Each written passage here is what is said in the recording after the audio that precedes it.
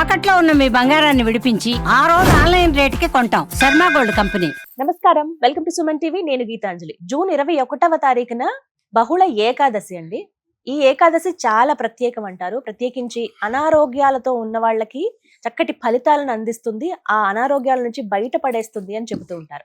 అసలు ఏమిటి ఇంకా ప్రత్యేకత, ఎలాంటి నియమాలు పాటించాలి తెలుసుకుందాం. వివరించేందుకు ప్రస్తుతం మనతో పాటు ఉన్నారు ప్రముఖ జ్యోతిష్యులు బ్రహ్మశ్రీ నందిభట్ల శ్రీహరి శర్మ గురుగారు. వారితో మాట్లాడదాం. గురుగారు నమస్కారం అండి. వాగర్థావివ సంపృక్తౌ వాగర్థ ప్రతిపత్తయే జగతః పితరౌ వందే పార్వతీ పరమేశ్వరౌ. ఆదిత్యాయ చ సోమాయ మంగళాయ బుధాయ చ గురుశుక్ర శనిభ్యశ్చ రాహవే కేతవే నమః. శృంగేరి జగద్గురు పీఠాధిపతులకి, కంచి పీఠాధిపతులకి నమస్కారములు తెలియజేసుకుంటూ కార్యక్రమాన్ని ప్రారంభిద్దాం. ప్రతి మాసంలో వచ్చే 2 ఏకాదశులు చాలా ప్రత్యేకంగా చెబుతూ ఉంటాం. అయితే ఈ జ్యేష్ఠ మాసంలో వచ్చే ఈ బహుళ ఏకాదశి విశిష్టత తెలియచేయండి గురుగారు. ముందుగా మనకు ఈ ఏకాదశుల గురించి బహుళ ప్రాచుర్యంలోకి వచ్చింది మాత్రం ఈ యుధిష్ఠిర కృష్ణ సంవాదం.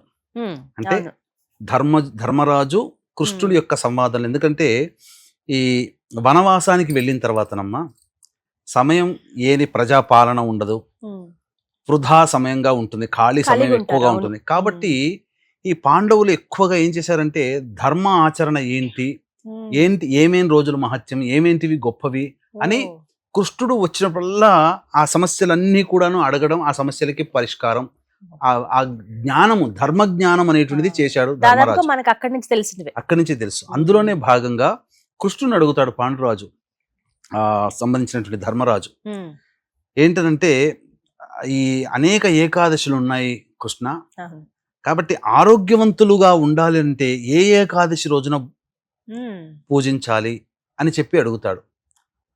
మనకు ఈ చెప్పినటువంటిది జ్యేష్ఠ శుద్ధ ఏకాదశి గురించి ఏమో నిర్జల ఏకాదశి. ఏ ఏకాదశి చేయకపోయినా అన్ని ఏకాదశులు చేసినటువంటి పుణ్య ఫలితం ఏ ఏకాదశి రోజున చేస్తే వస్తుందని అడిగాడు. మరి వెంబడే ఏ ఏకాదశి యొక్క వ్రతాన్ని ఆచరిస్తే అనారోగ్య సమస్యలు రూపుమాపబడతాయనంటే అప్పుడు చెబుతాడు కృష్ణుడు, జ్యేష్ఠ బహుళ ఏకాదశి యోగిన్యేకాదశి అని అంటారు. ఆ ఏకాదశిని ఆచరించమని చెప్పారు. ఇది సాక్షాత్తు మనకు శివపురాణంలో కూడా కనబడుతుంది.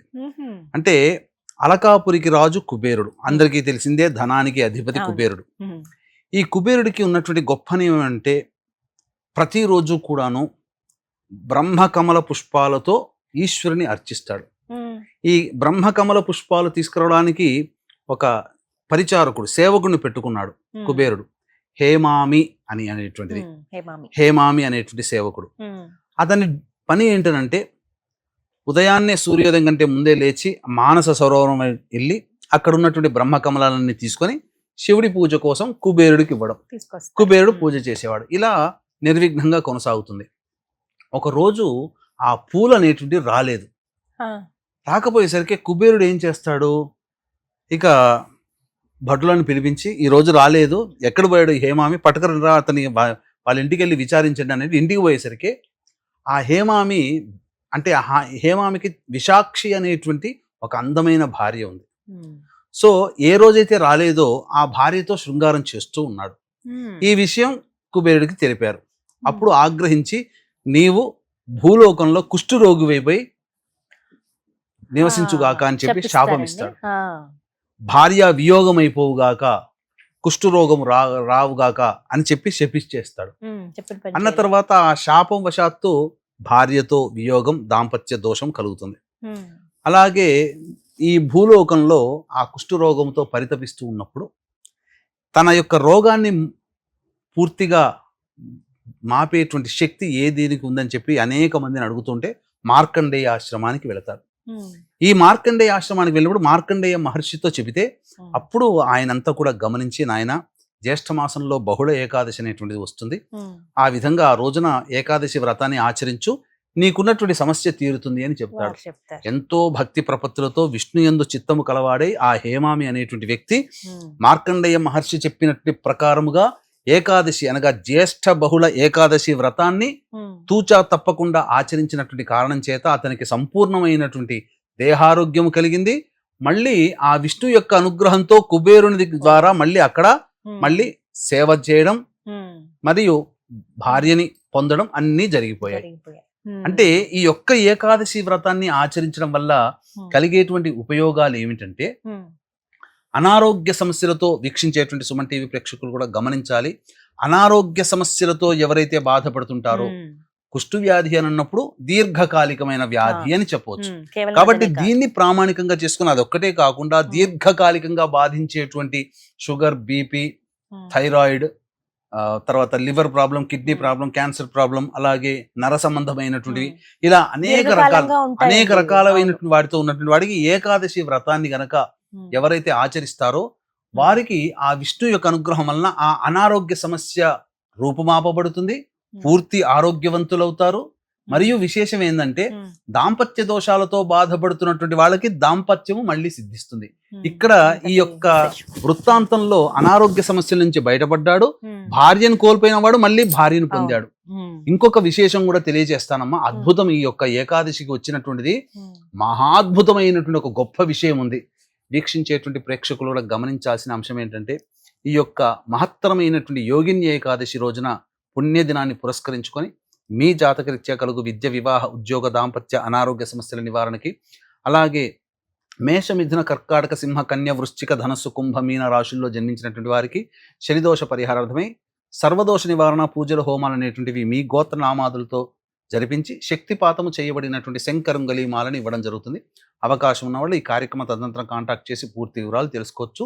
సాయంకాలం 5 గంటలకి ఈ యొక్క కార్యక్రమం ప్రారంభమవుతుంది, గమనించగలరు. ఇక దీనికి ఉన్నటువంటి గొప్ప మహత్యం అని చెప్పాను కదమ్మా. ఈ యొక్క ఏకాదశికి ప్రధానంగా చెప్పబడింది అనారోగ్యం నుంచి బయటపడేటువంటి ఏకాదశి అని చెప్పి. మరి ఈ రోజు ఉన్నటువంటి నక్షత్రం ఏంటంటే అశ్విని నక్షత్రం. దేవ వైద్యులు, ప్రతి మనిషికి మనకు ఒక ఫ్యామిలీ డాక్టర్ ఉన్నట్టుగానే దేవతలకి వైద్యుడు ఎవరయ్యానంటే అశ్విని దేవతలు. ఆ అశ్విని దేవతలే అధిపతిగా ఆ రోజు ఉన్నటువంటి నక్షత్రం, పైగా శనివారం అయింది. శనివారం అంటే నవగ్రహాల్లో ఆయుఃకారకుడు, శనివారం కలిసి వచ్చింది. ఆ రోజు యోగిని ఏకాదశి అయింది, ఆ రోజు అశ్విని నక్షత్రం ఉంది. ఇంతకన్నా ఇంకేం కావాలమ్మా? 3 రకాలుగా కలిసి వచ్చినటువంటి సంపూర్ణమైనటువంటి మహత్తరమైన రోజున వీక్షించేటువంటి ప్రేక్షకులు ఎవ్వరు కూడా ఇటువంటి అవకాశాన్ని వదలకండి. పూర్తిగా నియమాలు ఎలా ఉంటాయి? నియమాలు, భోజనం చేయాల్సినటువంటి అవసరం, భోజనం చేయకూడదమ్మా. అలా అని చెప్పి కటిక ఉపవాసము కూడా ఉండకూడదు. ఎందుకంటే ఇప్పుడు దీర్ఘకాలికంగా అనారోగ్యాలు ఉన్నవాళ్ళు పాలు, పండ్లు తీసుకోవచ్చమ్మా. పాలు, పండ్లు తీసుకోవచ్చు. సదా విష్ణు నామస్మరణ చేస్తూ ఉండాలి. నారాయణాయ నారాయణాయ నారాయణాయ అనుకుంటూ ఉండాలి. మామూలుగా ఆరోగ్యంగా ఉన్న వాళ్ళైతే అనారోగ్యంగా ఉన్నటువంటి వాళ్ళకి చక్కగా ఆరోగ్యం చెందాలనే ఉద్దేశంతో ఎవరైనా ఆచరించవచ్చు. వాళ్ళ తరపు పొద్దునే లేచి కాలకృత్యాదులన్నీ తీర్చుకొని చక్కగా ఇంట్లో ఆవునేతితో దీపారాధన చేసి తులసి చెట్టు దగ్గర కూర్చొని విష్ణు సహస్రనామ పారాయణం చేసి ఆ రోజున విష్ణు దేవాలయానికి వెళ్ళి సందర్శనం చేసుకొని ఆ రోజంతా కూడా విష్ణునామ స్మరణ చేసుకుంటూ మళ్ళీ ప్రదోషకాల సమయంలో మళ్ళీ దీపారాధన చేసి మళ్ళీ విష్ణు సహస్రనామ పారాయణం ఆ రోజంతా ఉండి తెల్లవారి ద్వాదశి తిథి వస్తుంది. ఆదివారం అయింది ఆ రోజున.